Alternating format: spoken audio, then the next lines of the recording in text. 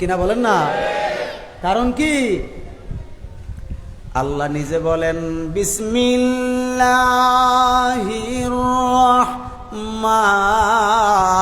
রহমানির রহিম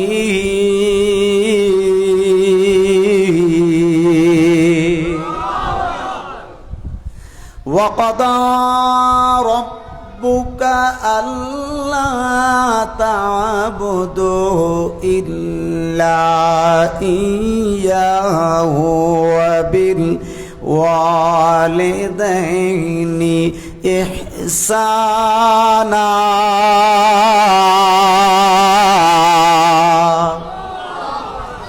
আল্লাহ রাব্বুল আলামিন ফয়সালা করে দিয়েছে দুনিয়ার সন্তানেরা রে,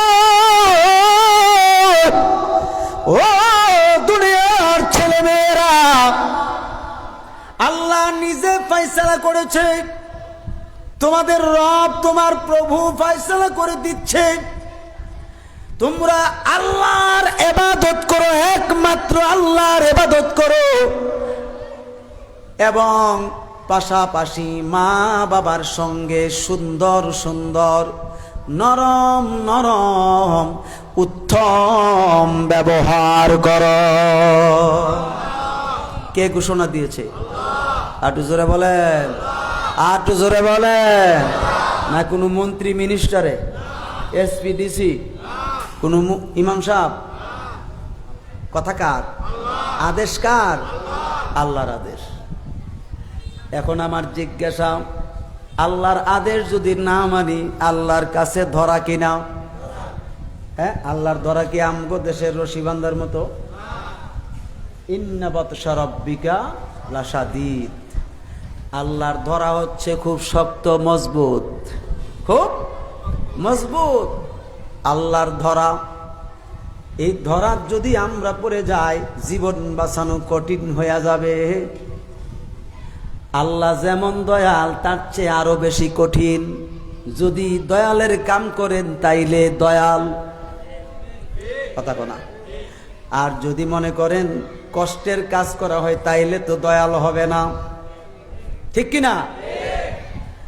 এরপরে আল্লাহ বলেন ইম্মা ইয়াবলুগান্না ইনদাকাল কিবারা আহাদুহুমা আও কিলাহুমা ফালা তাকুল লাহুমা উফফিন ওয়ালা তানহারহুমা ওয়া কুল লাহুমা কওলান কারীমা।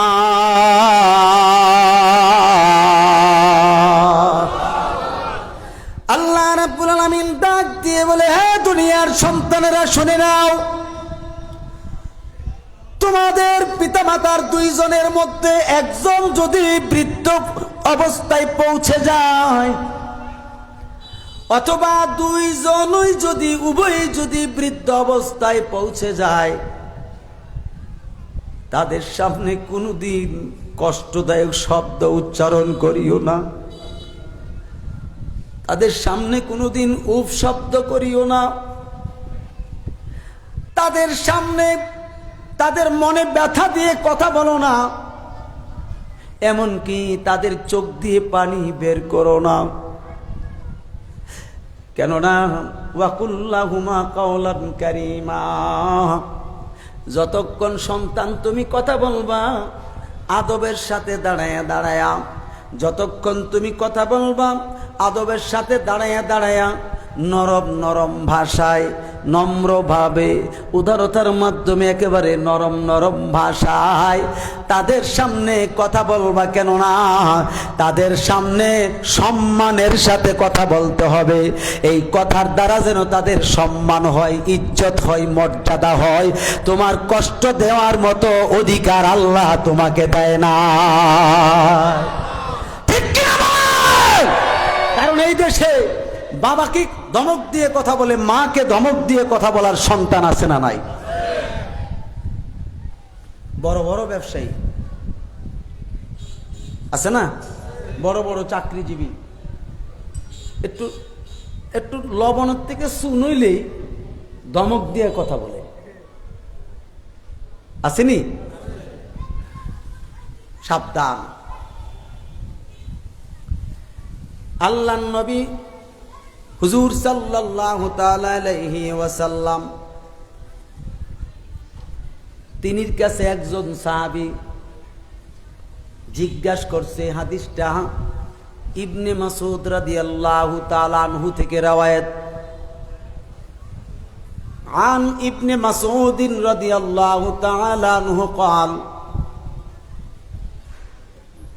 سألت النبي صلى الله تعالى عليه وسلم أي العمل أحب إلى الله يا رسول الله তিনি বলতেছেন, আমি নবীজিকে প্রশ্ন করলাম, ইয়া রাসূলুল্লাহ, আল্লাহ রাব্বুল আলামিনের নিকটে সবচেয়ে পছন্দনীয় আমল কোনটা? সবচেয়ে পছন্দনীয় কর্ম কোনটা? সবচেয়ে পছন্দনীয় আমল কোন আমল আল্লাহর পছন্দ? قال رسول الله صلى الله تعالى عليه وسلم الصلاة لوقتها। আমার নবী ডাক দিয়ে বলে, সাহাবীরা, ও সাহাবী, শুনে নাও, শুনে নাও, আল্লাহর নিকটে সবচাইতে পছন্দনীয় আমল হলো সময় মতে নামাজ পড়া। কি মতে? সময় মতে নামাজ পড়া। এখন নামাজের সময় সে, আপনি চিন্তা করছেন ব্যবসার কাজটা একটু গুছাই লই, কি কন, একটু সময় যাক। এখন নামাজের আজান হয়ে গেল, আপনি সিদ্ধান্ত নিলেন আমার চাকরিটা তো করতেছি সরকারি চাকরি, সামান্য একটু দেরি করে যাব, জামাত নাও না পড়লাম। সময় মতো হয়েছে না দেরি হয়েছে? নামাজের সময় হয়েছে, বিভিন্ন কাজ কর্মের মধ্যে লিপ্ত আছেন, এটাকে সময় মতে বলে না। আল্লাহর নবী বলছেন, আজান হয়েছে, সব ব্যবসা বাণিজ্য চাকরি বাকরি সব ছেড়ে দাও। কেননা আল্লাহ কোরআনে বলেন, ইজা নুদিয়া লিস-সালাতি মিন ইয়াউমিল জুমআতি ফাসআউ ইলা যিকরিল্লাহ ওয়া যারুল বাই'। সূরা সুবহানাল্লাহ। যখনই আজান হবে, যখনই ডাক হয়ে যাবে, নামাজের জন্য যখন ডাক দিবে, মুয়াজ্জিন যখন আল্লাহু আকবার বলবে, তোমার জন্য চাকরি হারাম, তোমার জন্য কাজকর্ম হারাম, আল্লাহর আদেশ হলো নামাজ, নামাজের জন্য আজান পড়ে গেছে, দুনিয়ার সব কাম ছেড়ে দিয়ে মসজিদের দিকে দৌড়ো। ঠিক কিনা? কোন দিকে? মসজিদের দিকে না দোকানের দিকে? আরে কথা বলে না, মসজিদের দিকে না ব্যবসা বাণিজ্যের দিকে? আল্লাহ বলে মসজিদের দিকে দৌড়ো, নামাজের দিকে দৌড়ো। হজ করতে গেলে দেখা যায় গাড়ির ভিতরে আজান থাকে সময় মতে। গাড়ির ভিতরে এই যে লিমুজিন বলেন আর বাস এগুলি বলেন, গাড়ির ভিতরে কি থাকে? একেবারে মক্কা মদিনার হেরেম শরীফের সঙ্গে আজান সেটিং। আজান পড়ছে, আপনি যত বড় হাজি হন আর প্রেসিডেন্ট হন, আস্তে করে সাইডে গাড়িটা দাঁড় করিয়ে বলবে, ইয়াল্লা হাজি রো ইলা সল্লি, জোরে কন্যা সুবহানাল্লাহ, রো রো ইলাল মসজিদ, ইলাল মসজিদ। আজান পড়ে গেছে, নামাজ। কিন্তু আমাদের দেশে কি এটা আছে?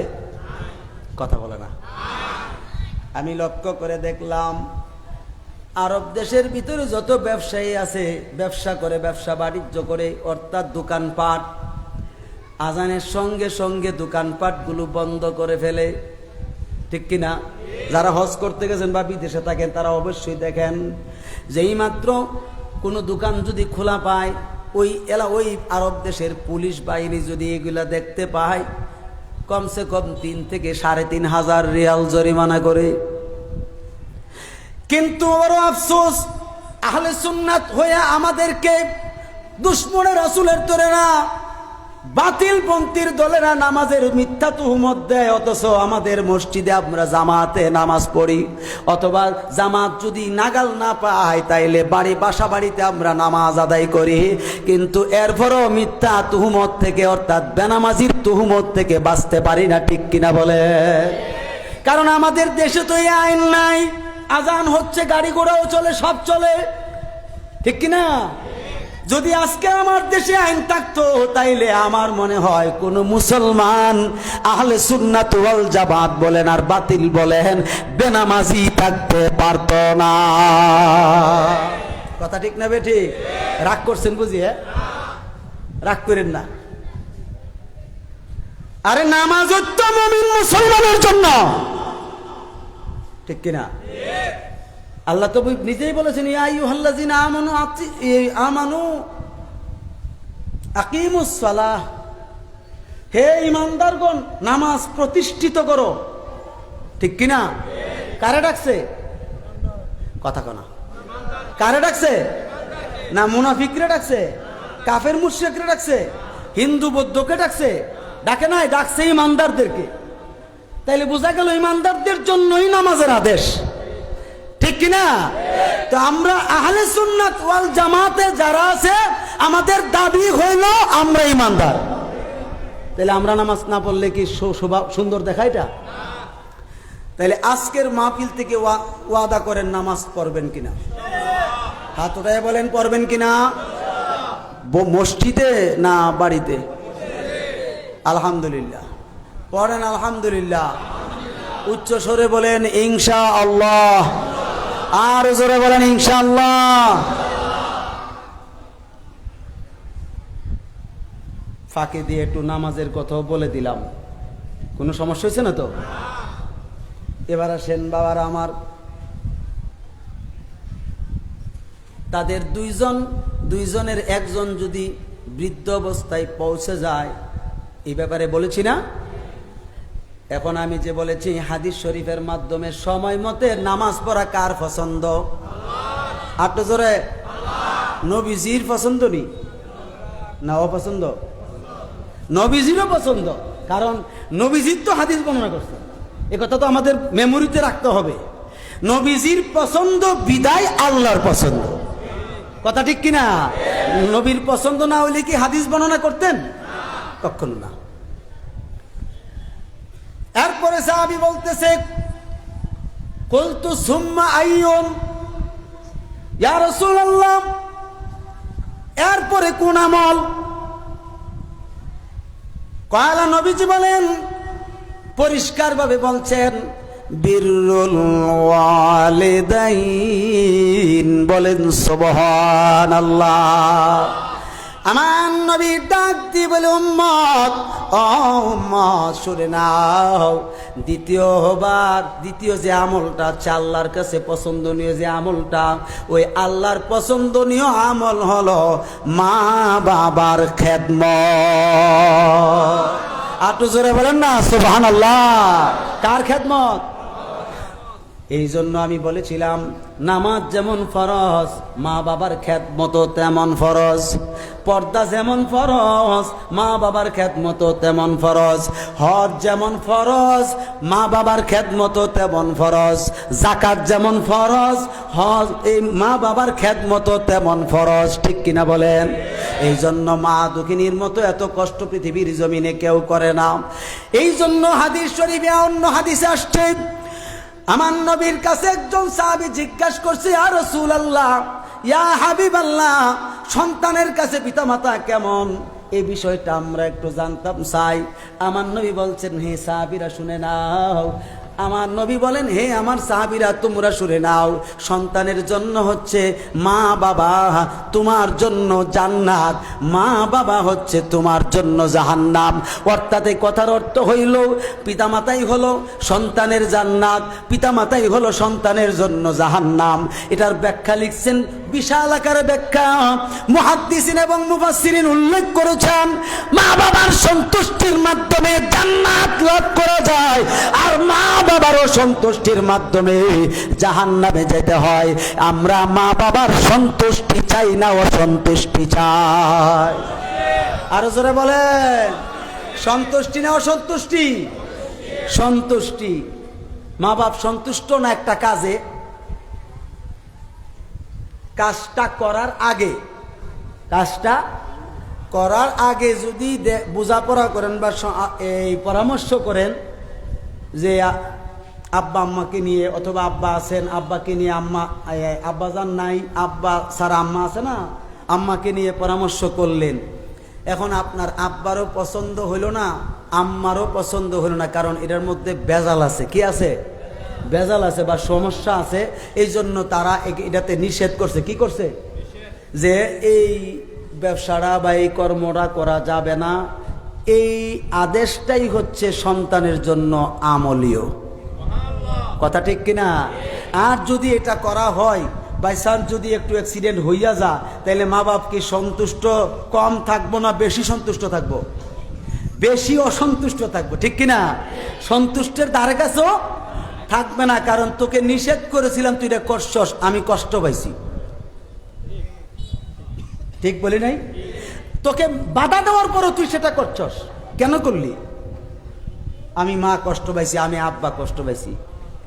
এই যে একটা অসন্তুষ্টি হইল, আপনি বলেন কোন কাজে সাকসেস হইতে পারবেন? পারা যাবে না।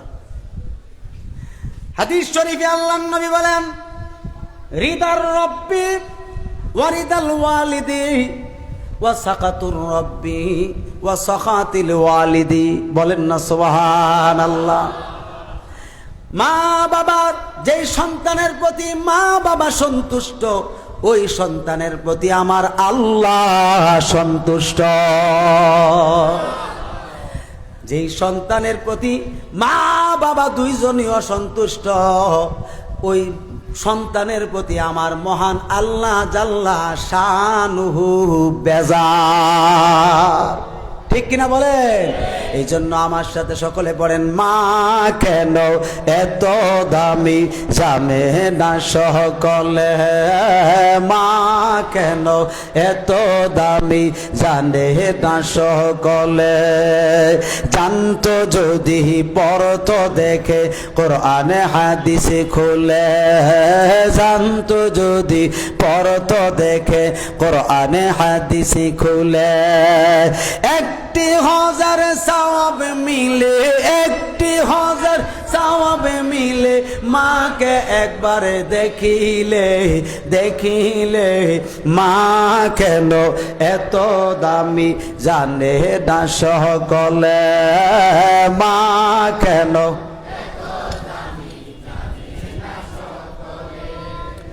10 মাস 10 দিনে গর্ভে ধারণ করেছিলেন মা, সহ্য করেছিলেন মায়ে কতই যন্ত্রণা। বলেন, সহ্য করেছিলেন মায়ে কতই যন্ত্রণা।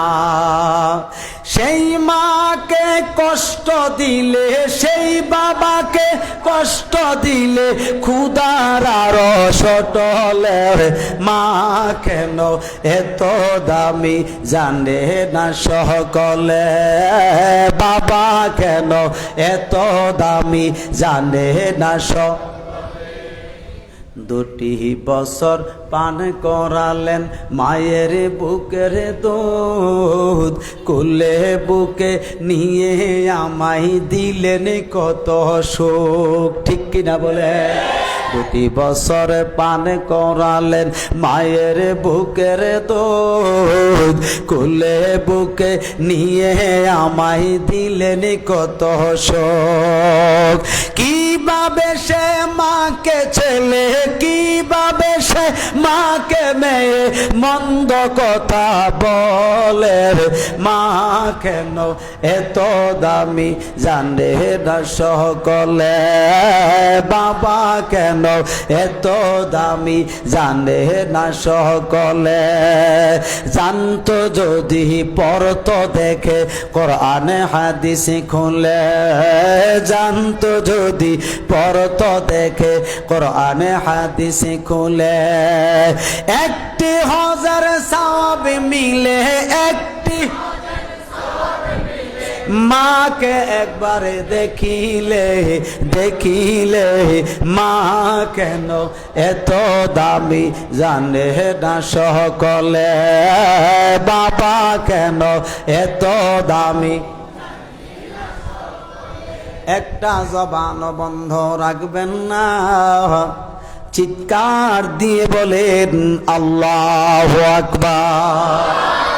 মোহাব্বতে বলেন ইয়া রাসূলুল্লাহ, আওয়াজ করে বলেন ইয়া ওয়ালি আল্লাহ, সালাতুন ইয়া রাসূলুল্লাহ।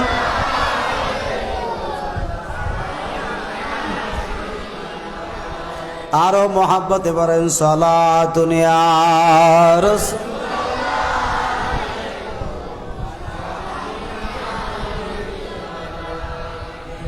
अस्सलाम आए नूर चश्मे अंबिया, अस्सलाम आए सलातुन या।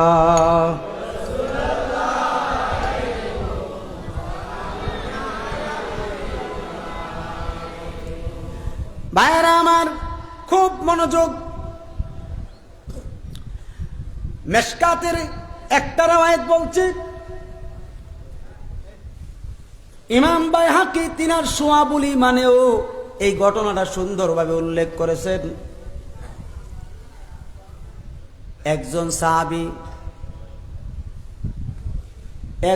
সাহাবী আমার নবীজির কাছে আয়েশা বলতেছে, ইয়া রাসূলুল্লাহ, আমি ইসলামের জন্য যুদ্ধ করতে চাই, জিহাদ করতে চাই। কি করতে চাই? জিহাদ করলে লাভ আছে নি?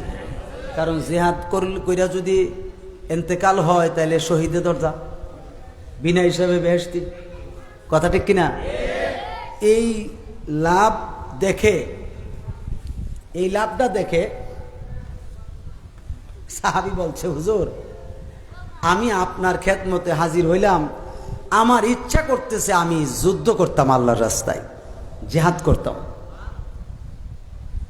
তো আমাদের দেশে যদি এই রকম সংগ্রামের ভিতরে কোনো একটা ছেলে এসে নিজে ইচ্ছা করে বলতো যে আমি যুদ্ধ করতে চাই, এদের বিরুদ্ধে কথা বলতে চাই, বা আমি এদের বিরুদ্ধে তলোয়ার ধরতে চাই বা এই অস্ত্র ধরতে চাই, তাকে কি কেউ বাধা দিবে? বরং ওরা আগায় দিবে, বলে বাবা তুমি তাড়াতাড়ি আগে যাও। কথা ঠিক কিনা?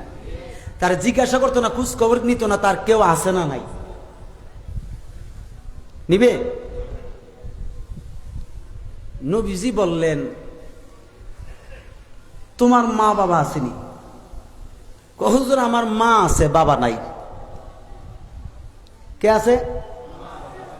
জোরে কর না, কে আছে? নবীজি বললেন, যাও তুমি তোমার মায়ের কাছে ফিরে যাও।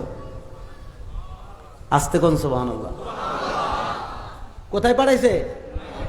বলে যুদ্ধের দরকার নাই, তুমি তোমার মায়ের কাছে ফিরে যাও, মায়ের সেবা করো, মায়ের যত্ন করো, মায়ের খেদমত করো, মায়ের পায়ের নিকটে তোমার জান্নাত। কার পায়ের নিকটে? এ কথার অর্থ কি মায়ের পায়ের নিচে দিয়া গাতা কইরা, গর্ত কইরা? না, মায়ের পায়ের নিকট মানে কি সবসময় তুমি মার কাছে আত্মসমর্পণ হয়ে থাকো। এমন ভাবে আত্মসমর্পণ করো যে আম্মা জান আপনি যেটা বলছেন এটাই ফাইনাল, এর উপরে কোনো কথা নাই। এই কথাই নবী বলছেন যে তুমি সবসময় কি করো, তুমি তোমার মায়ের পায়ের কাছে নত ভাবে, একেবারে নম্র ভাবে পড়ে থাকো,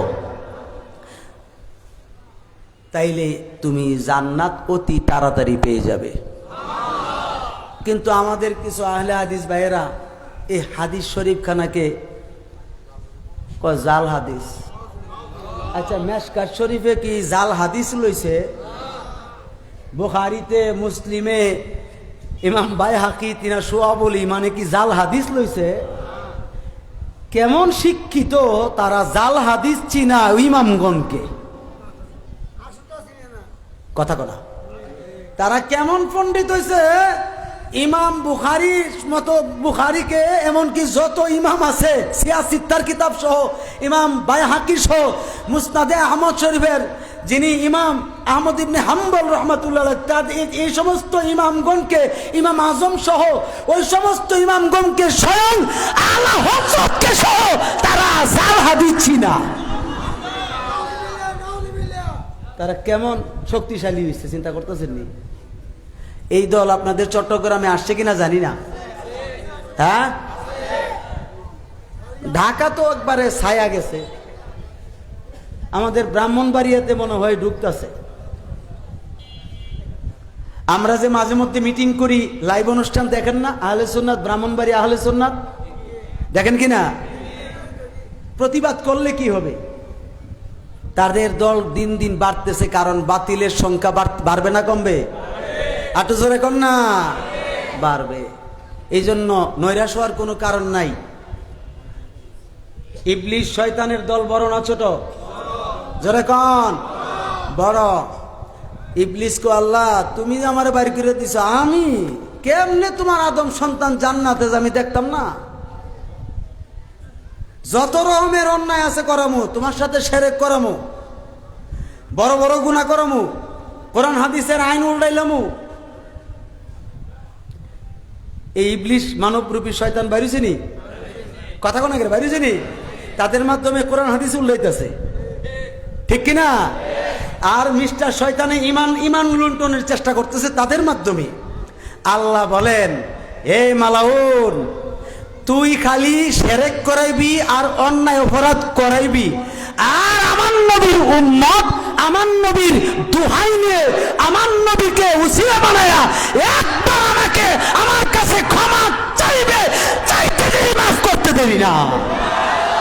কথা কোন ঠিক কিনা?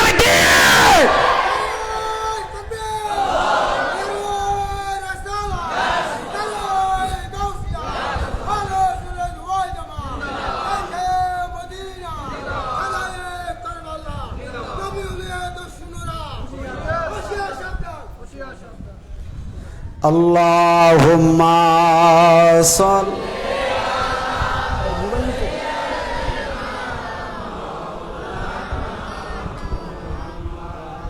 ওয়া আলা আলিহি।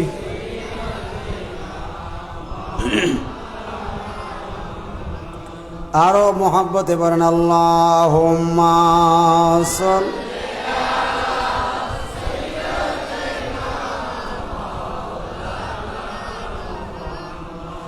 وعلى آله।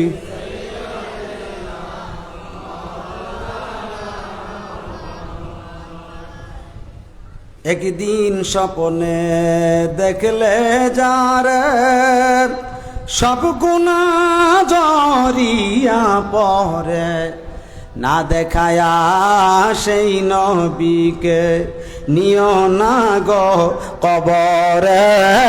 আল্লাহুম্মা সাল্লি আলা সাইয়্যিদিনা মাওলানা মুহাম্মদ ওয়া আলা আলি।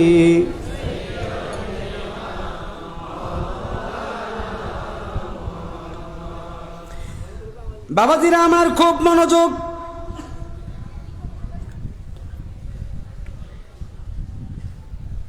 যে সমস্ত সন্তানেরা মার খেদমত করে না, বাবার খেদমত করে না, তাদের জন্য নবীজি বড় আফসোস করছে। আফসোস কি করছে? আফসোস করছেন। হযরতে আবু হুরায়রা রাদিয়াল্লাহু তাআলা আনহু থেকে বর্ণিত ইমাম অর্থাৎ সহিহ মুসলিম শরীফের হাদিস পরিষ্কারভাবে আসছে। ইমাম তিরমিজি হাদিস কেন নকল করেছেন? পরিষ্কারভাবে হযরতে আবু হুরায়রা থেকে বর্ণিত, তিনি বলেন হুজুর সাল্লাল্লাহু আলাইহি সাল্লাম ইরশাদ করছেন,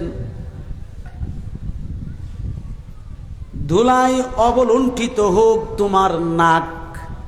তোমার নাক, এই কথার অর্থ আছে না? ধুলাই অবলুণ্ঠিত হোক তোমার নাক, ধুলাই অবলুণ্ঠিত হোক তোমার নাক। তিনবার বলছে। কয়বার?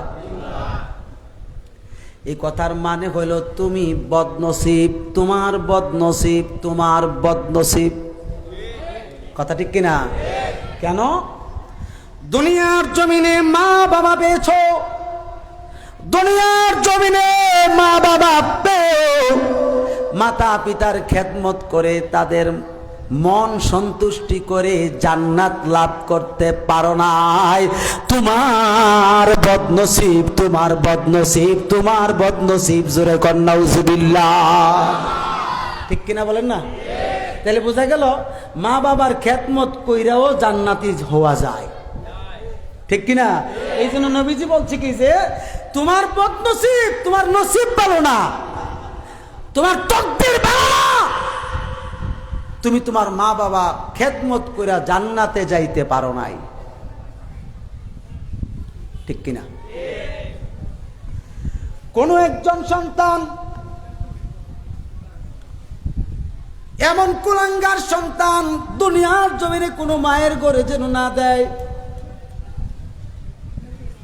যেই সন্তান স্ত্রীর সঙ্গে স্ত্রীর কথা শোনার পরে তা এই সমস্ত কথাবার্তা যাচাই বাছাই না করে মার গায়ে আঘাত করে মায়ের ঘর থেকে চুলে ধরে ধরে টেনে টেনে বের করে দেয়।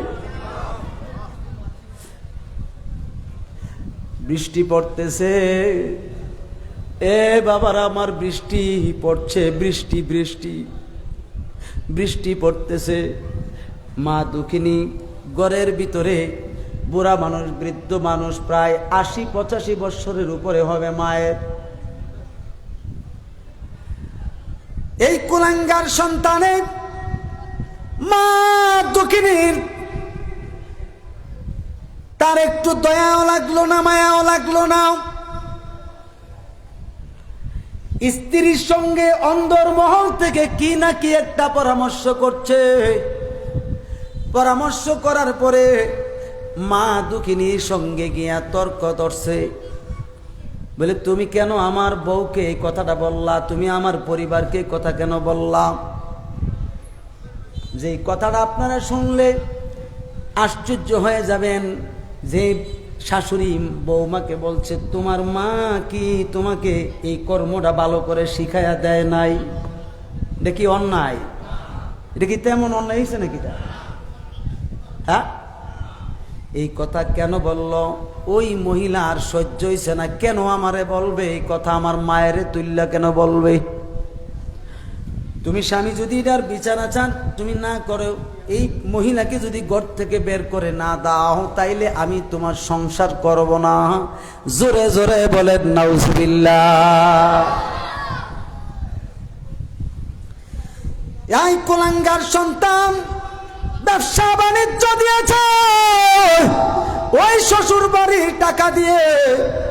এই জন্য শাশুড়ির ব্যাপারে কথা শোনার পরে মায়ের সঙ্গে ঝগড়া লাগছে। ঝগড়া লাগার এক পর্যায়ে বৃদ্ধ মহিলা বলছে, বাবারে আমি তো তোর পরিবারকে কোনো খারাপ কথা বলি না, এর শিখার জন্য বলছি। তার মায়েরে আমি বলতেই পারি, কারণ সে আমার বোন। ঠিক কিনা? সে আমার বোন লাগে সম্পর্কে আমি বলতেই পারি। বাবা তুমি এটা নিয়ে কোনো চিন্তা করো না, আস্তে আস্তে ঠিক হয়ে যাবে। বলে না না, তুমি ঘর থেকে বের হয়ে যাও। বলতেছে, বাবা আমি বৃষ্টির মধ্যে কোথায় বের হব, কেমনি কোথায় যাব, কোন জায়গায় যাব? আমার তো কোনো জায়গা নাই, আমার তো যাইবার কোনো জায়গা নাই। আজকে যদি তোমার আব্বা বেঁচে থাকতো তাইলে কি তুমি আমাকে বের করে দিতে পারতাম? কুলাঙ্গার সন্তান আর কোনো কথা শুনে নাই। আহারে দেখলাম বাবার আমার মায়ের চুলগুলো তো নাই, এমনি তো ছোট ছোট হয়ে গেছে, সাদা, একদম সাদা চুল। আহারে চামড়াগুলো একবারে ঠসা পড়ে গেছে, অর্থাৎ ঢিলা হয়ে গেছে, একেবারে লুজ হয়ে গেছে রে আব্বাজিরা। আহারে মা দুঃখিনীকে চুলে ধরে টেনে টেনে এই বৃষ্টির মধ্যে উঠানে বের করছে। বের করে এই কুলাঙ্গার সন্তান একটার পর একটা পা দিয়া লাথি মারতেছে। এই মুহূর্তে গড়তে এই বাড়ি থেকে চলে যা, আর কোনোদিন এই বাড়িতে আসবি না। এটা যখন বলতেছে, বাবারে তুই আমাকে মারিস না, আমি তো তোরে কত কষ্ট করে পেটে ধারণ করছি, 10 মাস 10 দিন তোরে পেটে ধারণ করছি, তোকে প্রসব যন্ত্র তো প্রসব করতে গিয়ে আমি কত রঙের প্রসব যন্ত্রণা সহ্য করেছি। আহারে তোকে লালন পালন করতে গিয়ে আমি মা দুঃখিনী কত না কষ্ট করে লবণ ছাড়া আর মরিচ ছাড়া খানা খাইতে হয়েছে। বাবা তুমি আমার মারছো কেমন করে? তুমি একটু বিবেচনা করবে না, না তুই এখন এই মুহূর্তে বের হইয়া যাবি। এই কথা বলে যখন মা দুঃখিনী বের হয় না, অর্থাৎ বাড়ি থেকে বের হয় না, তখন সে লাঠি দ্বারা মাকে পিটাইতে লাগলো, বাইরাইতে লাগলো। ও বাবা, আমি দেখলাম কোনো একটা মানুষ পাড়া প্রতি এই আশেপাশের যে ঘরের মানুষগুলো আছে, মানুষগুলো দরজায় দাঁড়ায়া দাঁড়ায়া খালি তাকায়া দেখতেছে, কোনো বাধাও দেয় না, কোনো কিছুই দেয় না। আমার ভাই বাবারা, একটা মানুষ গোপনে গোপনে লুকায়া লুকায়া ঘরের কর্নার থেকে কেমনে জানে, কিভাবে জানে, এই বিষয়টাকে লাইভ অনুষ্ঠান দিয়ে দিছে রে বাবা, দেখায়া দিছে, মানুষ জনগণকে দেখায়া দিছে। তখন এই অনুষ্ঠানটা, এই লাইভটা যদি দেখানো না যাইতো তাইলে বোঝা যাইতো না এই সন্তান কত বড় অপরাধ করতেছে। এবার এই সন্তান যখন এইখান থেকে মা দুঃখিনীকে বের করে দিছে, পিটাইছে, তখন মা বলছে, বাবা ঠিক আছে, আমি বৃষ্টিতে ভিজিয়া অন্য কোথাও চলে যাব, তুমি আমার কাছে একটু আসো। আমাকে লাথি দিছো, আমি মায়ের মনে কোনো কষ্ট লাগছে না, আমাকে আঘাত করছো, পিটাইছো লাঠি দ্বারা, আমি মা কষ্ট পাইছি না, অসুবিধা নাই, তুমি আমার কাছে আসো, কারণ তুমি তো আমার নারী ছেড়া দন, আমি তোমাকে জন্ম দিয়েছি, আমি মা, এই জন্য আমি তোমাকে একটা বিষয় তোমার সঙ্গে শেয়ার করব, তুমি আমার কাছে আসো। মা দুঃখিনী কাছে নিল, নেওয়ার পরে বলছে তুমি একটু বসো। বসার পরে এইভাবে মা মায়ার চোখে তাকায়া এই ডান হাতটা দিয়া গাল এইভাবে, এই সাইডে একটা এইভাবে মাসো করলো, এই সাইডে মাসো করলো, আর কপালটাতে একটা চুবু খায়া এখান থেকে আস্তে আস্তে ল্যাংরাইতে ল্যাংরাইতে মা দুঃখিনী বের হইয়া যায়।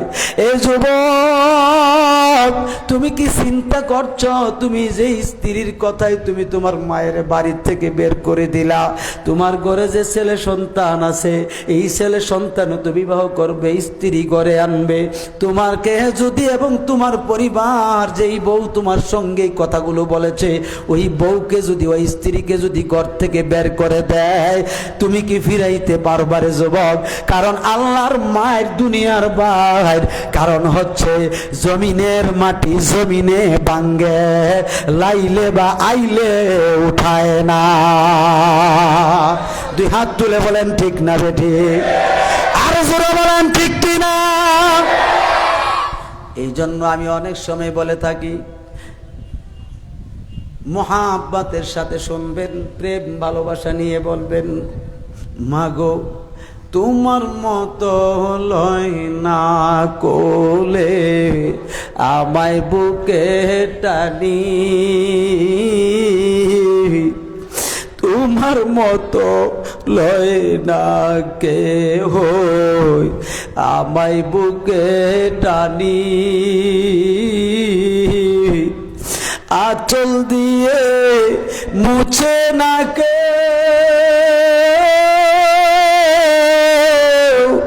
আমার চোখের পানি,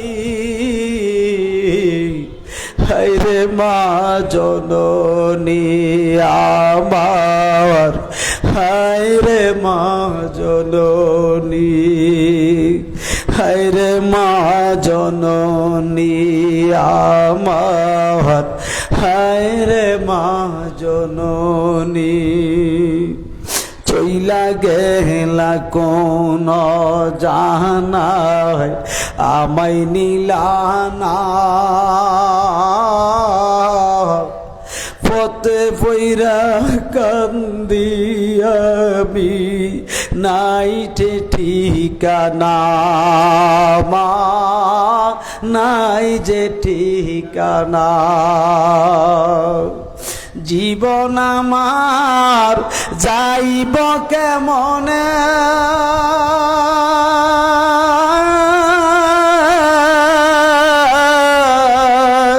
জীবন আমার যাইব কেমনে, একটু ভাবনি, হায়রে মা জননী আমার, হায় রে মা জননী। মাগো তোমার মতো লয় না কেহ আমায় বুকে টানি, তোমার মতো লয় না কেহ আমায় বুকে টানি। আঁচল দিয়ে মুছে না কে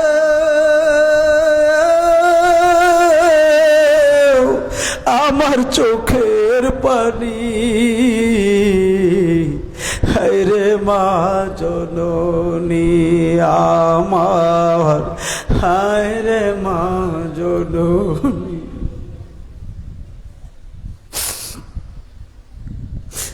আমার বাবারা, একটা কথা বলে যাচ্ছি রে বাবা, পৃথিবীর জমিনে যদি স্ত্রী মারা যায়, আরেকটা বিয়ে করলে আপনি আরেকজন স্ত্রী পাবেন।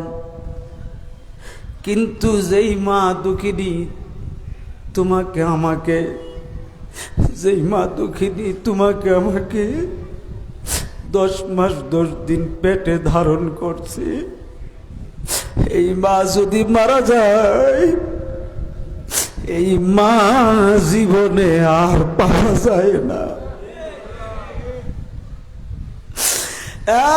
আমার সোনার যুবক বাবাজিরা, ও যুবক বাবারা, আমি তোমাদেরকে লক্ষ্য করে বলছি, খবরদার। জীবনে কত জায়গায় অপরাধ করেছো, জীবনে কত জায়গায় অন্যায় করেছ, কোনো সমস্যা হইছে না, ঠিক কিনা বলেন? কিন্তু একটা কথা বলি, এই জায়গাটাতে তুমি অন্যায় করো না। যদি এই জায়গাটাতে অন্যায় করো, আল্লাহর আরশ কেঁপে ওঠে। একটু জোরে কর না। কোথায় কেঁপে ওঠে? আরশ কেঁপে ওঠে। কারণ মা বাপ কোনো সন্তানের জন্য সাধারণ নয়।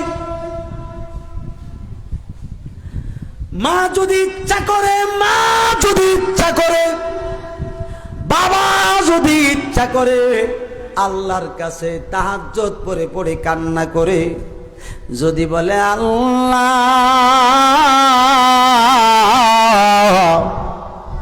আমার সন্তানরা বিপদের মধ্যে আছে গো আল্লাহ, আমার সন্তান ব্যবসার মধ্যে খালি বিপদগামী হয়ে আছে, আমি মা, আমি বাবা আজকেই তাহাজ্জুদ পড়ে পড়ে তোমার দরবারে প্রতিদিন কান্না করতেছি গো আল্লাহ।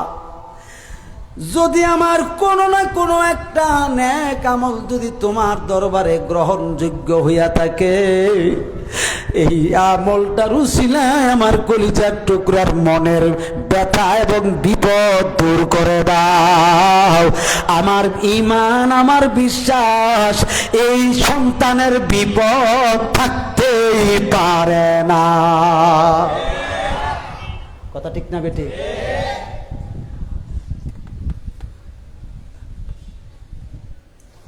বাজার মা কার কার আছে দুনিয়াতে বেঁচে? একটু হাত তুলে দেখান চাই। মা, মা, মাশাআল্লাহ, আপনারা তো ভাগ্য ভালো, মা আছে। বাবা কার আছে? আব্বা? মাশাআল্লাহ, আলেম মানুষ নিচে বইতে কেমন লাগে পঞ্চায়েতি? উফরাইল বাপ যার আছে ভাগ্য ভালো না? আপনারা আসেনি? আমারও আব্বাজান আছেন, কিন্তু আজকে 6 বছর যাবৎ আমার আম্মার হারাইছি। আমার আম্মাজান যতদিন দুনিয়ার জমিনে ছিলেন আমার কোনো বিপদ আসে নাই। এটার প্র্যাকটিক্যাল প্রমাণ আমি নিজে আল্লাহর কসম করে কইতাছি, আমার বিপদ আসে নাই আম্মাজান যতদিন ছিলেন। আমার আম্মা সংসারের কাজ কর্ম ঠিকই করতেন, 5 ওয়াক্ত নামাজ সময় মতো পড়তেন। আমার আম্মা জান সকালে একবার রাত্রে একবার কোরআন শরীফ পড়তেন।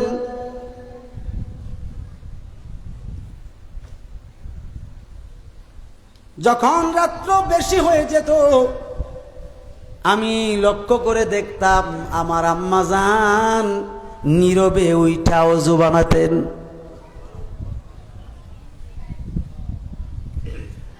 ওযু বানাইয়া দেখতাম তাহাজ্জুদ নামাজে দাঁড়াইতেন।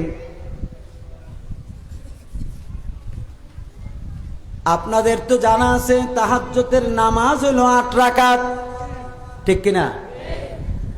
মতান্তরে 12 রাকাত, মতান্তরে আরো বেশি, ঠিক নেই?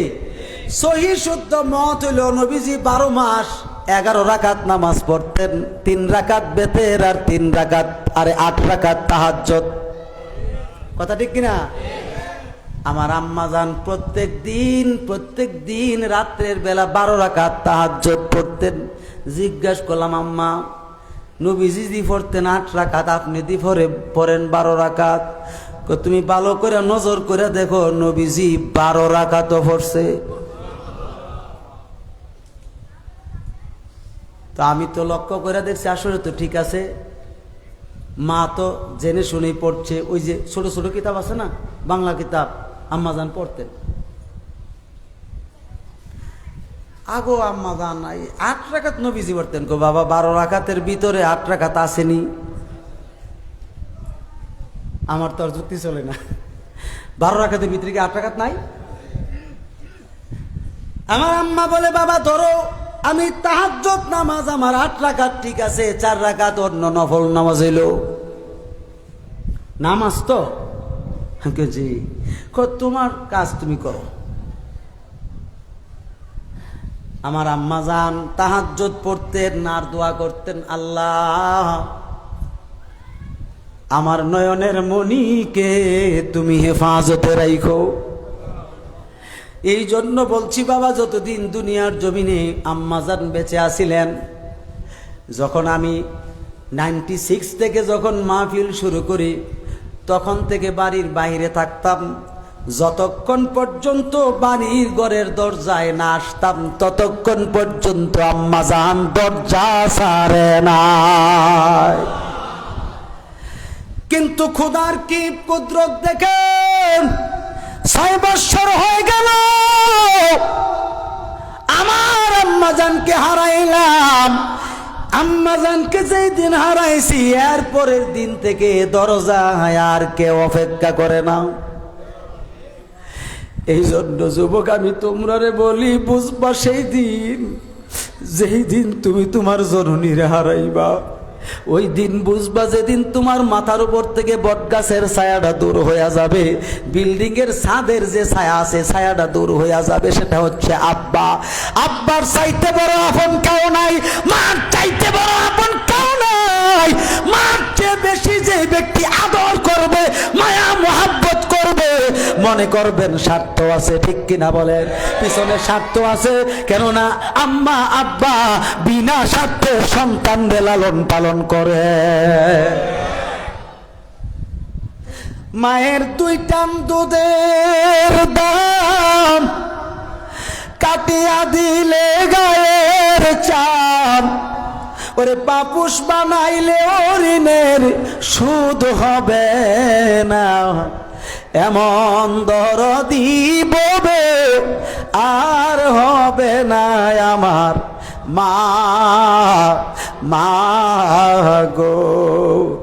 এমন দরদি ববে আর হবে না আমরার মা, মা গো।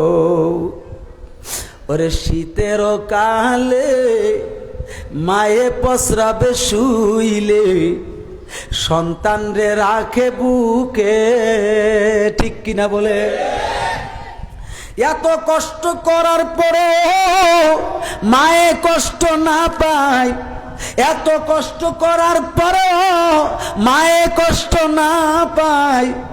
এমন দরদি ভবে আর ভবে কেহ নাই রে। মায়ের দুই টান দুধের দাম কাটিয়া গায়ের সাম, ওরে মায়ের দুই টান দুধের দাম কাটিয়া গায়ের চাম, পাপুষ বানাইলে ঋণের সুদ হবে না। এমন দরদি ভবে আর হবে না আমরার মা গো। এমন দরদি ভবে আর হবে না আমরার মা গো। জোরে জোরে বলেন আল্লাহু আকবার। মোহাব্বতে বলেন ইয়া রাসূলুল্লাহ, আওয়াজ করে বলেন ইয়া ওলি আল্লাহ। বাবাজিরা আমার, মায়ের কত মর্যাদা, মার কত দাম। এই মার আদর যত্ন নিয়ে, মায়ের দাম নিয়ে, মায়ের মূল্যায়ন নিয়ে আমার দয়াল নবীজি এবং ইমাম হুসাইনের মধ্যে একটু কথোপকথন হয়েছে আনন্দের সাথে। কষ্ট লাগতেছে? যেহেতু সুহাদায়ে কারবালার মাহফিল, আলোচনাটা ঢুকে গেছে, মার ব্যাপারে কোনো কষ্ট হইবনি বলতে। হুজুর সাল্লাল্লাহু আলাইহি সাল্লাম হযরত ইমাম হুসাইন রাদিয়াল্লাহু তাআলা আনহুকে সামনে বসায়া আনন্দ করছেন, কলিজার টুকরা আনন্দ, ঠিক নেই? ইমাম হুসাইন রাদিয়াল্লাহু তাআলা আনহু জিজ্ঞেস করছেন, নানা জান, একটা বিষয় আমি আপনার কাছ থেকে জানতাম চাইতেছি। কি বিষয়? বলতেছে, নানা জান আপনি বলেন তো দেখি, আমি হুসাইন উত্তম না আপনি উত্তম? সুবহানাল্লাহ, জোরে বলবেন না? নবীজি মুচকি হাসি মুবারক দিয়ে বলেন, আমি উত্তম।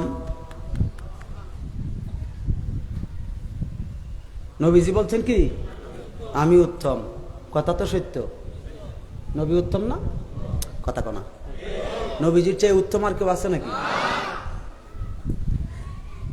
নানা জান আপনি উত্তম নয়, আমি উত্তম। কি প্রেম থাকলে কথা বলতে পারে? আমি উত্তম। নবীজি মুচকি হাসি মুবারক দিয়ে বলে, এটা কিভাবে বোঝাও? হযরত ইমাম হুসাইন রাদিয়াল্লাহু তাআলা আনহু বলে, ইয়া রাসূলুল্লাহ আপনি বলেন আপনার আব্বার নাম কি? বলে, আমার আব্বার নাম খাজা আব্দুল্লাহ। কাহা? আমার আব্বার নাম কি? বলতেছে, আপনার আব্বার নাম হলো হযরতে আলী। বলতেছে, নানা জান আপনার আব্বা তো আমার আব্বার কাছে কিছুই না। কেননা আপনার আব্বা হলো খাজা আব্দুল্লাহ, আর আমার আব্বা হযরত আলী হইলেন, হযরতে মাওলা আলী হইলেন চতুর্থ খলিফা এবং পাশাপাশি আহলে বায়াত। আপনি জোরে বলেন না সুবহানাল্লাহ। এখন বলেন, কাহা যুক্তি ঠিক আছে, সুবহানাল্লাহ বলবেন না? এরপরে বলতেছে, নানা জান আপনি বলুন আপনার আম্মার নাম কি? বলে, আমার আম্মার নাম আমিনা। তো এবার আপনি বলুন আমার আম্মার নাম কি? বলতেছে, আপনার আম্মার নাম হচ্ছে ফাতিমা। শুধু কি ফাতিমা? বলে, কি আপনি কোন? বলে, খাতুনে জান্নাত ফাতিমা। আপনার আম্মা আর আমার আম্মার মধ্যে পার্থক্য আসেনি। আপনার আম্মা তো আপনার আম্মা, কিন্তু আমার আম্মা কেমন পার্থক্য? জান্নাতের বেহেশতের নারীদের সর্দার নিয়েই হলো একটা, আর একটা হইল আমার আম্মা জান আহলে বায়াত। সুবহানাল্লাহ জোরে বলবেন না? যুক্তি তো ঠিক আছে। এরপরে বলতেছে, নানা জান আমি আপনার কাছে জিজ্ঞাসা করি, আপনার নানার নাম কি? বলতেছে ওয়াহাব। বলতেছে আপনার নানা কি করত? ব্যবসা বাণিজ্য করত। আমার নানার নাম জানেননি?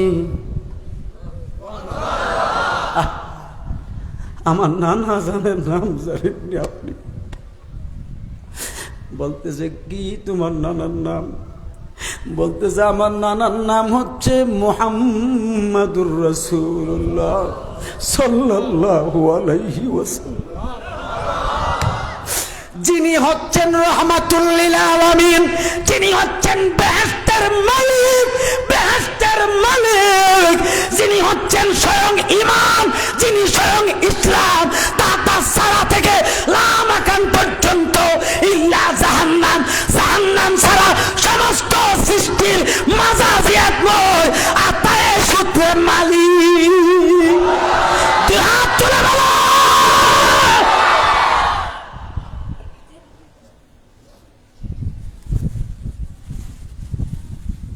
আমরা সেই নানার নাতি। আপনি বলেন, আপনি কোন দিক দিয়ে উত্তম আমার চাইতে, আমাদের দুই ভাইয়ের চাইতে?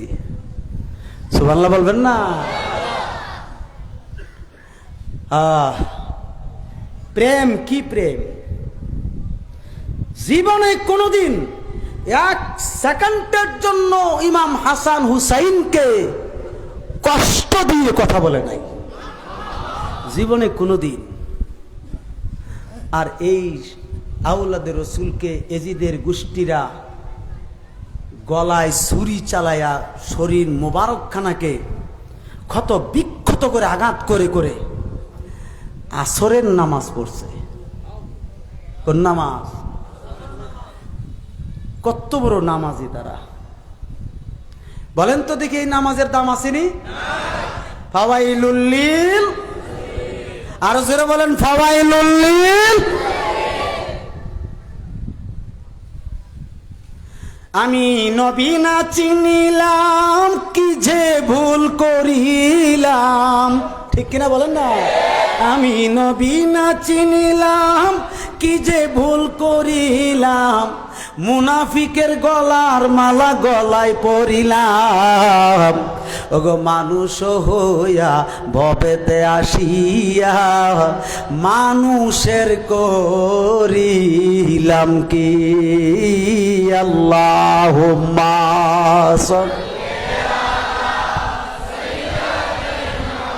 মাওলানা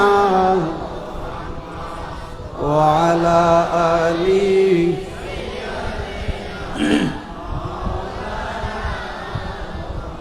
আরো মহব্বতে বলেন, আল্লাহুম্মা সাল্লি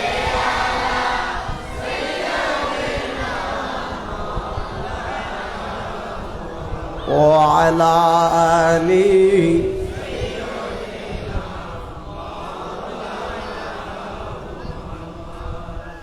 ডানে মাটি বামে মাটি, মাটির হবে বিছানা, উপরেতে বাঁশের ছানি, এই তো কবরের নমুনা। আল্লাহুম্মা সাল্লি মাওলানা মুহাম্মদ ওয়া আলা।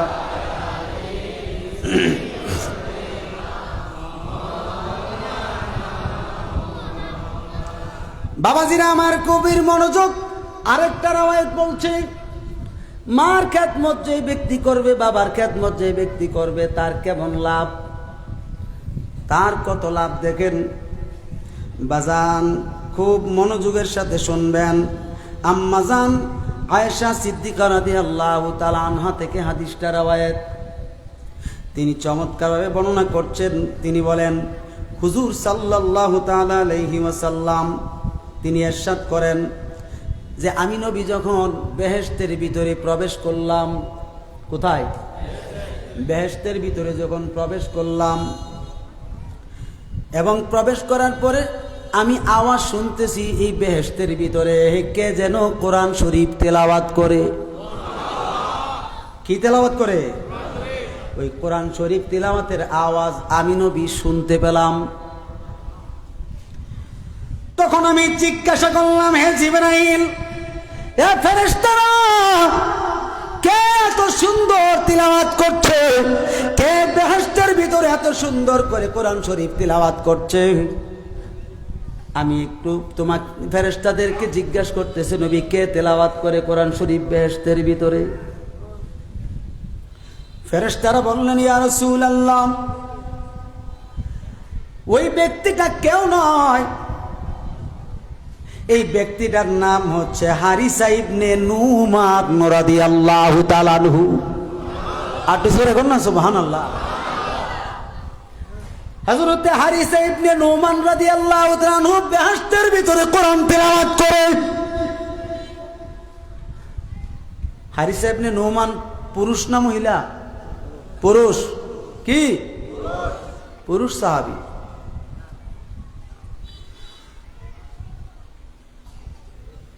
নবীজি জিজ্ঞাসা করলেন, কি এমন আমল করছে যেই কর্মের দ্বারা তাকে এই নিয়ামত বেহেশতের ভিতরে দেওয়া হচ্ছে এবং এই নিয়ামতের পূর্ণ স্বরূপ সে কোরআন শরীফ তিলাওয়াত করছে? এবার ফেরেশতারা বলল, ইয়া রাসূলুল্লাহ, এই হারিসা ইবনে নুমান তিনি দুনিয়ার জমিনে মানুষের তুলনায় তিনি দুনিয়ার জমিনে, খুব খেয়াল করে কথাগুলো শুনেন, ফেরেশতারা বলছে, ইয়া রাসূলুল্লাহ, এই হারিসা ইবনে নুমান রাদিয়াল্লাহু তাআলা আনহু দুনিয়ার জমিনে মানুষের চেয়ে, দুনিয়াতে যত মানুষ আছে সমস্ত মানুষের চেয়ে তার নিজের মায়ের বেশি সম্মান করতে। কারে? জোরে কোন না, কাকে? নিজের মায়ের। তাহলে নিজের মায়ের যে সম্মান করে তার মর্যাদা বেহেশতের ভিতরে কি আছে না নাই? এই সন্তান বেহেশতে কোরআন তেলাওয়াত করবে। জোরে কোন না সুবহানাল্লাহ। তাহলে বোঝা গেল মায়ের খেদমত বৃথা যায় না। মায়ের খেদমত। একজন সাহাবী জিজ্ঞাসা করছে, হুজুর, আমার মা দুঃখিনী তো কোনো সময় আমি যখন খেদমত করতাম যায় আমাকে ধমক মারে, আমার আবার মার দূরে করে, কি করে? আঘাত করে। এটার জন্য কি করব গো নবী? নবীজি বলছেন, যদিও তোমারে গালি দেয়, তুমি মনে করবা তোমার গালিটাই তোমার জন্য নেয়ামত। একটু জোরে কর না সুবহানাল্লাহ। যদি তোমার মা তোমারে আঘাত করে, মনে করবা এই আঘাতটা তোমার জন্য নেয়ামত। যদি তোমার মা তোমার প্রতি রাগান্বিত থাকে, অর্থাৎ খুব রাগ হয়ে থাকে, তুমি মুচকি হাসি দিবা। আর মায়ের যত অন্যায় অত্যাচার আছে, সব কিছু আছে, তুমি মাথা পেতে মেনে নিবা, সহ্য করবা। এই সহ্য করার যদি তুমি দুনিয়ার জমিন থেকে সহ্য করে কবরে আসতে পারো, এই কবরটা তোমার জন্য বেহেশতের বাগান হবে। এই কবরটা বেহেশতের বাগান তো হবে। হাসরের ময়দানে হিসাব সহজ হয়ে যাবে, জান্নাতে আমি নবী তোমাকে নিয়ে যাব। মায়ের মর্যাদা। কার মর্যাদা? মায়ের মর্যাদা। আজকের এই সন্তান, এখানে অনেক সন্তান আছেন, আপনাদেরকে আমি একটা কথা জিজ্ঞাসা করি, রাগ করবেন না তো? এই কথাটা হচ্ছে, এত সুন্দর পৃথিবী, ঠিক নেই? এত সুন্দর পৃথিবীতে দিনের বেলায় আলো দেওয়ার জন্য একটা গ্রহ আছে। কি আছে? এর নাম কি? সূর্য। দেখতে সুন্দর লাগেনি? কথা কনা আটটু জোরে কর। সুন্দর লাগে। রাতের বেলায় আলো দেওয়ার জন্য এই লাইট ছাড়া আর কি, বাতি ছাড়া আলো দেওয়ার জন্য একটা গ্রহ আছে, আসেনি? নাম কি? চাঁদ সুন্দর লাগেনি? এমন একটা লাইট আল্লাহ কুদরতে ফিট করে দিছেন, একেবারে পৃথিবীর এমন কোনো জায়গা নাই যে এটা আলো দেয় না। কথা ঠিক নেই? আমি জিজ্ঞাসা করি, চন্দ্র সূর্য তারকা এই পৃথিবী সৌন্দর্য মণ্ডিতের তো কোনো শেষ নাই, ঠিক কিনা? কিন্তু একজন প্রিয় সন্তানের কাছে, একজন প্রিয় নেককার সন্তানের কাছে সমস্ত পৃথিবীর চন্দ্র সূর্য তারকার চাইতে, তামাম পৃথিবীর সৌন্দর্যের চাইতে তার মা হলো বেশি সুন্দর। কথা ঠিক নেই? কারণ মায়ের মতো এত সুন্দর আর কেউ নাই। এই জন্য কোনো একজন কবি বলছেন, আমি চাঁদকে বলি তুমি সুন্দর নও, আমার মায়ের মতো। ঠিক কিনা বলে? আমি চাঁদকে বলি তুমি সুন্দর নও, আমার মায়ের মতো। গোলাপকে বলি তুমি মিষ্টি নও, আমার মায়ের মতো। মা যে আমার সবার সেরা, মা যে আমার সবার সেরা, অনন্তকাল অবিরত। আমি চাঁদকে বলি তুমি সুন্দর নও, আমার মায়ের মতো। গোলাপকে বলি তুমি মিষ্টি নও, আমার মায়ের মতো। হীরা নাকি শুনি সবচেয়ে দামি, সারাক্ষণ করে ঝলমল। ঠিক কিনা বলে? হীরা নাকি শুনি সবচেয়ে দামি, সারাক্ষণ করে ঝলমল। তাহার চেয়েও অধিক দামি আমার মায়ের আঁচল। মাকে ছেড়ে চাই না আমি, মাকে ছেড়ে চাই না আমি। হীরা মানিক শত শত, আমি চাঁদকে বলি তুমি সুন্দর নও, আমার মায়ের মতো। গোলাপকে বলি তুমি মিষ্টি নও, আমার মায়ের মতো। মা যে হলো প্রেম মমতায় বিধাতার সেরা উপমা, হয় না কভু মায়ের সাথে অন্য কারো তুলনা। ঠিক কিনা বলে? মায়ের যে হলো প্রেম মমতায় বিধাতার সেরা উপমা, হয় না কভু মায়ের সাথে অন্য কারো তুলনা। মার পরশে যাই যে মুছে, মার পরশে যাই যে মুছে, শীতের বেদনা যত। আমি চাঁদকে বলি তুমি সুন্দর নও, আমার মায়ের মতো।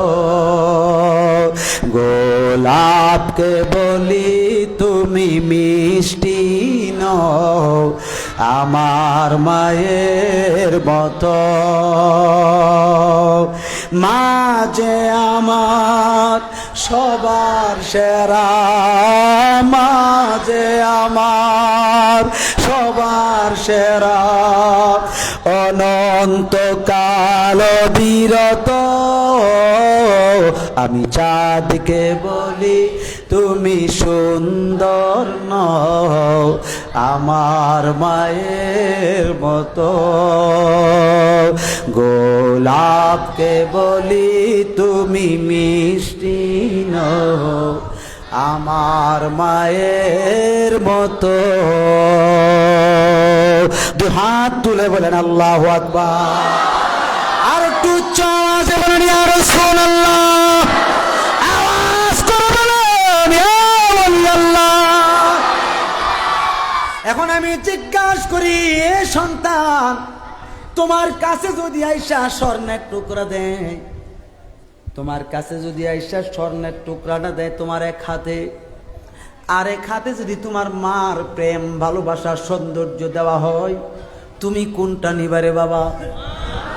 একটু জোরে কর না, কোনটা নিবা? মায়ের নিবা। কারণ হইল আমার হীরা মণি মুক্তা স্বর্ণ বলেন যাই কিছু বলেন, সব জিনিসের সব সৃষ্টির চাইতে সুন্দর লাগে আমি আমার আম্মাজানকে। ঠিক নি? ঠিক নি? অনেকের মা বর্ণের দিক দিয়ে রঙের দিক দিয়ে কালো থাকতে পারে, ঠিক কিনা? অনেকের আম্মা দেখতে দেখতে অসুন্দর দেখা যেতে পারে, কিন্তু প্রত্যেকটা সন্তানের কাছে তার মা বেশি সুন্দরী, ঠিক কিনা বলেন? এটাই হলো ভালো নেক সন্তানের পরিচয়। খবরদার, অনেক সন্তান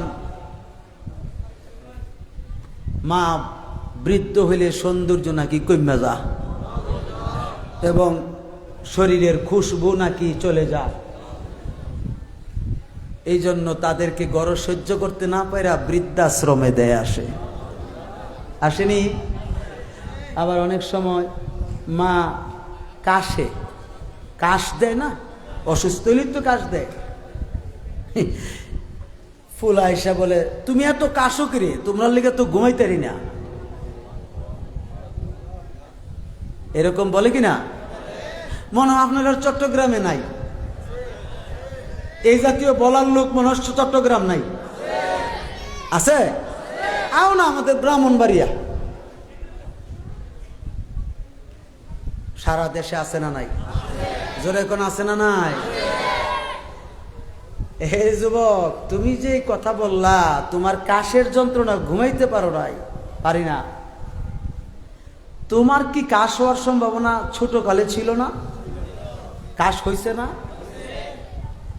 কাশতে কাশতে কাশতে কাশতে হাহারে মার নাক মুখ সহ পর্যন্ত ভরাইছে, কথা ঠিক নেই? ওই মা তো পেরেশান হয়ে গেছে, আহারে আমার বাবার দিহি ঠান্ডা নিয়ে গেছে, ঠান্ডা লেগে গেছে, তৌরিত গতিতে দৌড়াইয়া ডাক্তারের কাছে শরণাপন্ন হয়। মা দুঃখিনী সন্তানটারে ডাক্তারকে দেখায়, আর চোখের পানি ছেড়ে ছেড়ে কান্দে, আর আল্লাহর কাছে বলে, আল্লাহ আমার হায়াত, আমার কলিজার টুকরারে দাও, ইয়া মাবুদ, আল্লাহ আমার সন্তানটারে যদি তুমি সুস্থ করে দাও, আমি মা দুঃখিনী 4 রাকাত নফল নামাজ পড়ব, আমি মা দুঃখিনী তোমার কুদরতের কদমে 8 রাকাত 10 রাকাত 20 রাকাত নফল নামাজ পড়ব। আসিনিও বাবা, তুমি একটু নজর করে দেখো রে, কোন মায়ের তুমি ব্যথা দিয়া কথা কইছো। সাবধান হয়ে যাও রে আব্বা, সাবধান হয়ে যাও, দুনিয়ার জমিনে মার মতো কোন মানুষ আর আপন পাইবেন না। একটা বিষয় আপনাদেরকে লক্ষ্য করে বলি, বদদুয়া দেওয়া লাগে না, অটোমেটিক বদদুয়া এসে যায়, ঠিক কিনা? যেমন হাদিস শরীফে আসছে হযরতে আলকামা রাদিয়াল্লাহু তাআলা আনহুর ঘটনাটা। হযরতে আলকামা রাদিয়াল্লাহু তাআলা আনহু নবীজির বিশেষ একজন সাহাবী ছিলেন। কোনো না কোনো ক্ষেত্রে মায়ের সঙ্গে বেয়াদবি করার কারণে হযরতে আলকামা রাদিয়াল্লাহু তাআলা আনহুর ইন্তেকালের সময় কালেমা নসিব হচ্ছে না জবান দিয়ে। কি নসিব হচ্ছে না? কালেমা। তখনকার জমানায় কোন সাহাবী যদি কালেমা ছাড়া ইন্তেকাল করত, নবীজি পেরেশানি হইয়া যাইতেন। আরে আমার সাহাবী কেন কালেমা ছাড়া ইন্তেকাল হবে? এটা হতেই পারে না, কারণ সাহাবায়ে কেরামরা ঈমানদার। কথা ঠিক কিনা বলেন না? এই জন্য সাহাবী তো কালেমা ছাড়া ইন্তেকাল করতে পারে না। ঠিক তদ্রুপ কোন মুমিন মুসলমানও কালেমা ছাড়া ইন্তেকাল করতে পারে না, কারণ কালেমা নিয়ে যে ব্যক্তি ইন্তেকাল করে এই ব্যক্তি জান্নাতি জান্নাতি। কথা ঠিক কিনা? হযরত আলকামা রাদিয়াল্লাহু তাআলা আনহু, হযরত আলকামা রাদিয়াল্লাহু তাআলা আনহু মৃত্যু শয্যায় যখন পড়ে আছে, তিনার পাশে সাহাবায়ে কেরামরা তিনার কানে কানে কালেমার তালকিন দেয়, কালেমার তালকিন দেয়। কিন্তু কালেমা তো হযরত আলকামা রাদিয়াল্লাহু তাআলা আনহু উচ্চারণ করতে পারতেছে না। সাহাবায়ে কেরামরা চিন্তার মধ্যে পড়ে গেল, হায় হায়, এমন ভাবে তালকিন দিতেছি কালেমা তেলাওয়াত করতে পারছে না, কারণটা কি? এই সাহাবীরা, নবীর সাহাবীরা শুনে নাও, আমরা কয়েকজন এই জায়গায় থাকি, তোমরা কয়েকজন যাও নবীর দরবারে, দয়াল নবীকে গিয়ে সংবাদটা দিয়ে দাও, নবী গো, আপনার আলকামা কালেমা নসিব হচ্ছে না, কালেমা পড়তে পারছে না, কত তালকিন দিচ্ছি কালেমা তার জবান দিয়ে আসতেছে না। দুইজন সাহাবী গেলেন নবীর দরবারে। নবীজির দরবারে গিয়ে সালাতু সালাম দিয়ে নবীজিকে বলতেছে, ইয়া রাসূলুল্লাহ, আপনার আলকামা মৃত্যু শয্যায় বিছানায় শুয়ে আছেন, এখন পর্যন্ত কালেমা আসতেছে না, এত তালকিন দিতে দেওয়া হচ্ছে কিন্তু কালেমা জবান দিয়া পড়তে পারছে না। হুজুর সাল্লাল্লাহু আলাইহি সাল্লাম বললেন, ঠিক আছে, আমাকে নিয়ে যাও। তখন নবীজি সেই জায়গায় গেলেন, গিয়ে দেখতেছেন ঠিকই আলকামার জবান দিয়া কালেমা আসতেছে না। এখন যদি আমার নবী ইচ্ছা করতে আলকামার জবান দিয়া কালেমা আনাইতে পারতেন কি পারতেন না? জোরে বলেন না, পারতেন কি পারতেন না? কিন্তু আমার নবীজি হযরতে আলকামাকে দেখার সঙ্গে সঙ্গে সবকিছু আমার নবীজি বলে দিয়েছে। কারণ আমার নবী জানে কি জানে না? জোরে কোন? কদ্দুর? অল্প না বেশি? কেমন বেশি? আলিমতুল ইলমাল আউয়ালিন ওয়াল আখিরিন। নবীজি হাদিস শরীফে বলছেন, আল্লাহর এলেম, গোটা এলেম আউয়াল থেকে আখের পর্যন্ত আমি নবী জানি। শিক্ষা দিবেন কে? আল্লাহ। আরো জোরে কোন? আল্লাহ। যার শিক্ষক রহমান স্বয়ং। আমার আহলে হাদিস ভাইরা, সালাফি ভাইরা কো নবীজি নাকি জিবরাইলের কাছে পড়ছে। জিবরাইল নাকি নবীরে পড়াইছে। তার মানে বুঝাইতেছে জিবরাইল শিক্ষক, নবী ছাত্র। কেউ জিবরাইল নবীর শিক্ষক? নবী শিক্ষক কে? আল্লাহ। দলিলও দেয়। জিবরাইল গিয়ে নবীকে বলছে, ইকরা, আপনি পড়ুন। নবীজি জবাব দিয়েছেন, মা আনা বিকারি। এটার অর্থ করে তারা, আমরা না। অর্থ করে কারা? তারা, আমরা না। মানে আহলে সুন্নাত না, যারা মিথ্যা আহলে সুন্নাত দাবিদার। কথা কোনা? তারা বলতেছে নবীজি বলছে আমি পড়তে জানি না। তা এখানে পড়তে জানি না আরবি কই? জানি না আরবি দিল লা আদ্রি, আমি জানি না। কথা ঠিক কিনা? এখানে তো লা আদ্রি নাই। নবীজি বলছেন মা আনা বিকারি। তাফসীরে কাশফে আল্লামা জামাখশরী রাহমাতুল্লাহ আলাইহি লিখছেন, মা আনা কারি মানে নবীজি বলছেন, হে জিবরাইল, আমি পড়নেওয়ালা নই, আমি পড়ানেওয়ালা। আটু জোরে বলেন না। তো পড়ানেওয়ালা হয় শিক্ষক, কথা ঠিক কিনা? পড়ানেওয়ালা কি হয়? শিক্ষক। আর পড়নেওয়ালা তো ছাত্র। জিবরাইল পড়াইছে। তখন আবার এই ব্যাখ্যাও দিছে যে নবীজির সিনা মুবারকের সঙ্গে সিনা মুবারক ছাপ দিছে। অসুবিধা কি? জিবরাইল আমিন তো নবীজির শ্রেষ্ঠতম খাদেম, ঠিক নেই? এই শ্রেষ্ঠতম খাদেমের সঙ্গে তো দয়াল নবীজি সিনা মুবারক মিলাইতেই পারেন। অসুবিধা কি? সমস্যা আছে? মিলাইছেন। জিবরাইল আমিন বলছে ইকরা বিইসমি রাব্বিকাল্লাযী খালাক, আপনি পড়ুন আপনার ওই প্রভুর নামে যিনি আপনাকে সৃষ্টি করেছেন। মুফাসসিরিন লিখতেছেন নবীজি প্রথম থেকে শুরু করছেন পড়া ইকরা বিইসমি রাব্বিকাল্লাযী খালাক খালাকাল ইনসানা মিন আলাক ইকরা ওয়া রাব্বুকাল্লাযী আকরামাল্লাযী আল্লামা বিল কালাম। বলেন না সুবহানাল্লাহ। নবীজি পড়ছেন 5 আয়াত। কয় আয়াত? জোরে বলেন না, কয় আয়াত? 5 আয়াত। জিবরাইল পড়ছে 3 আয়াত। কয় আয়াত? 3 আয়াত। নবীজি পড়ছেন কয় আয়াত? তো বাকি 2 আয়াতের শিক্ষক কেডা? জিবরাইল না আল্লাহ? তাতে বোঝা গেল নবীজি যখন সৃষ্টি হয়েছেন তখনই নবুয়ত প্রাপ্ত হয়েছেন। নবুয়ত প্রাপ্ত কি কোরআন ছাড়া হয়েছে? কিতাব ছাড়া হয় নাই। এই জন্য আমাদের দেশের বড় বড় পণ্ডিত টুপি লাগায়া গুমটা দিয়া উচ্চারণ করে ফেলছে। দেখেন আহলে হাদিস কেমনে ধরা পড়ে। আল্লাহর তো কুদরত। 40 বছর আগ পূর্বে তো তিনি নবী ছিলেন না।